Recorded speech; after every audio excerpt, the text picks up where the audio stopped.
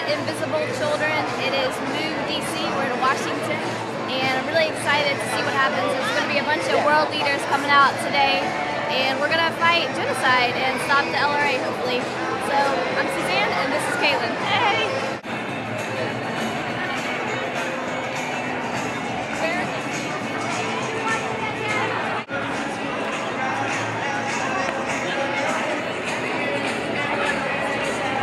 I've never forgotten in 2003 when I narrated how much I've been affected by the war, my abduction, my cousins who died, and he said, "Jolly, God has a plan here for us in Uganda or in the United States. Thank you for standing by us."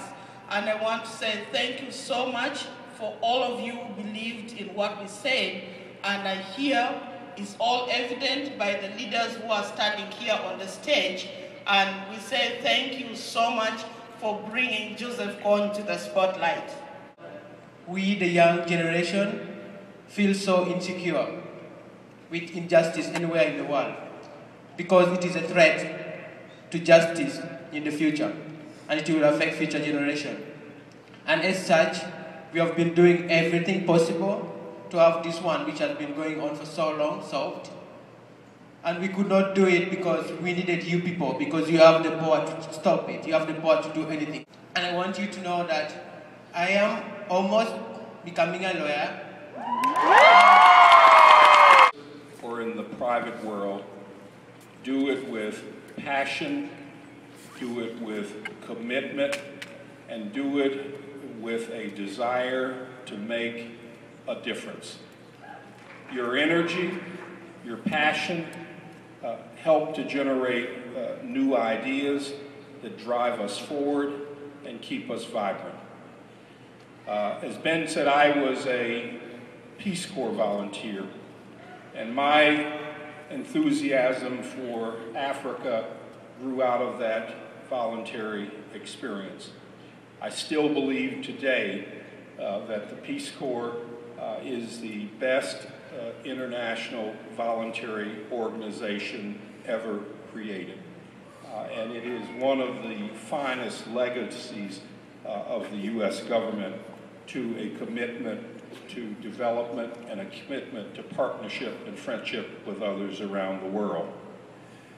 Inside of government, through the State Department, through USAID, through the Centers for Disease Control, through the Department of Agriculture, through the Department of Commerce, there are many opportunities to engage in international work that will drive your passion and your enthusiasm and where you can make a fundamental difference.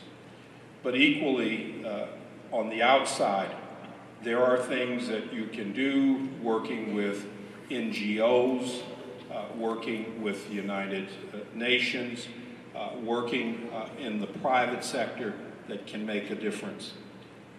The key to success for each and every one of you is to follow your dreams, but follow those dreams with enthusiasm, with energy, passion, and commitment. And as one of your earlier speakers said, Sean Stevenson, do it with a sense of purpose and vision about where you want to go, and do not be deterred by those who said it can't be done. You are a part of a nation and a generation that has helped us to move forward because you believe in yourselves and you believe in the dreams that will make us continue to be strong in the future. Our role in doing so is by seeking to help to stop the LRA violence through our work to end impunity for the heinous crimes committed during that violence. We investigate and prosecute those most responsible for those crimes. In this case, Joseph Kony, Okot Odyambo, and Dominique Onwen.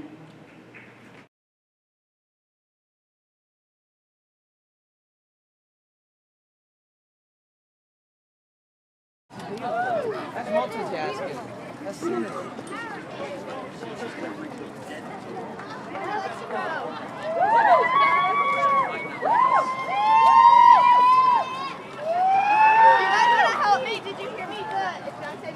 Kaylin.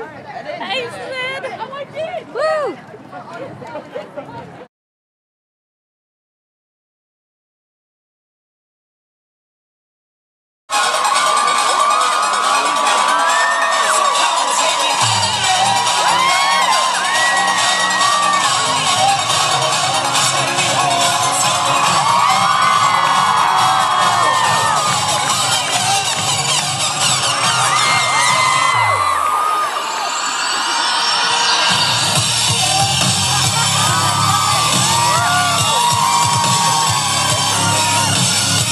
What if we bring the people actually responsible for bringing peace and ending the violence together to look you in the eye, to look all of us in the eye, and give a progress report of what they've done and what more is needed?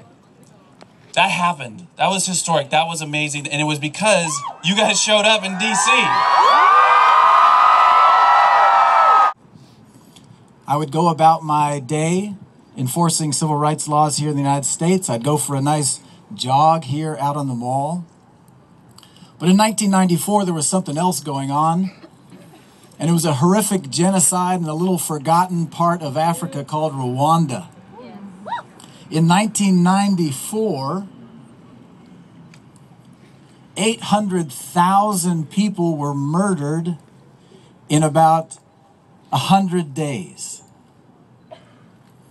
I want you to think about this for a moment, because what that means is you take all of us here, just look around just for a moment, look at the crowd here, take all these people and imagine them being murdered in a single day.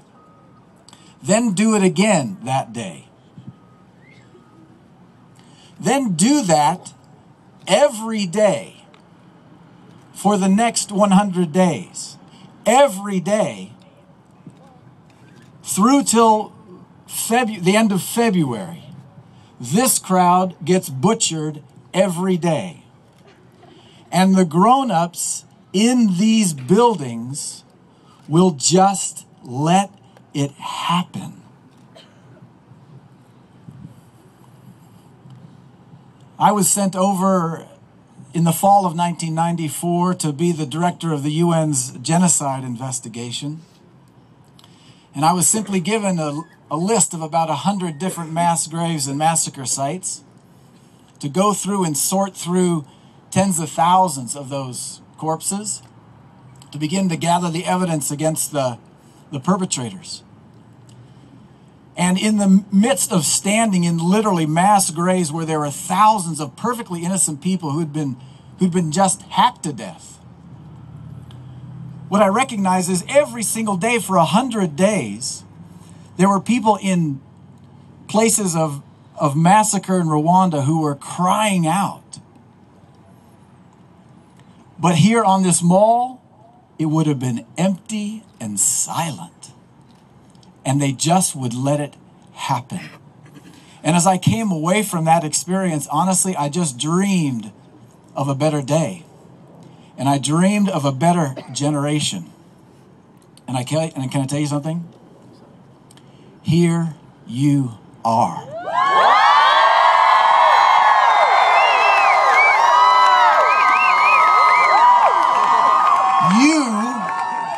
You are the better day. You are the better generation.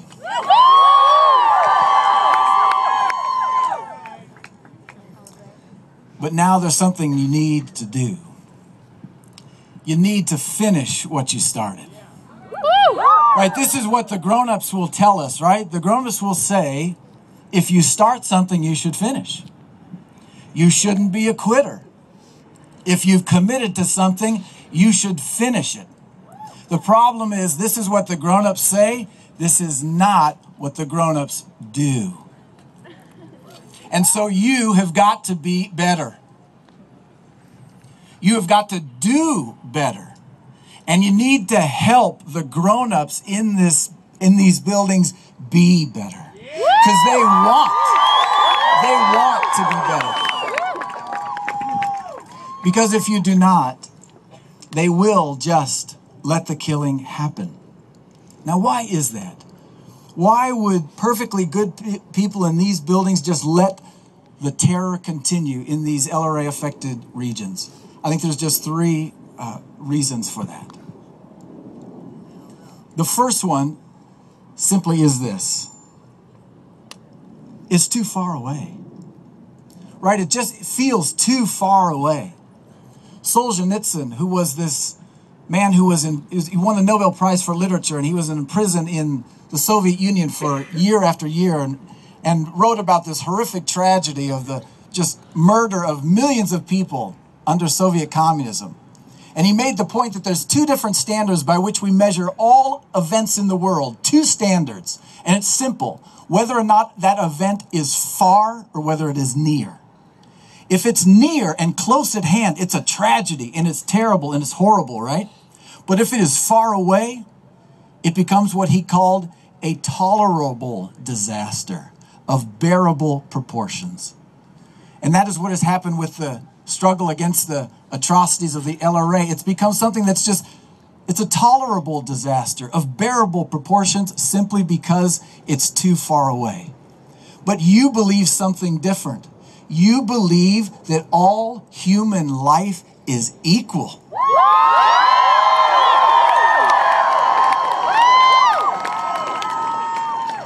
You believe that they actually matter, those who today are running in terror and fear from violence. That it doesn't matter whether they are near or whether they are far. In the sight of God and in the sight of all that is true, they deserve compassion and they deserve a defender. And you will be the ones who do that.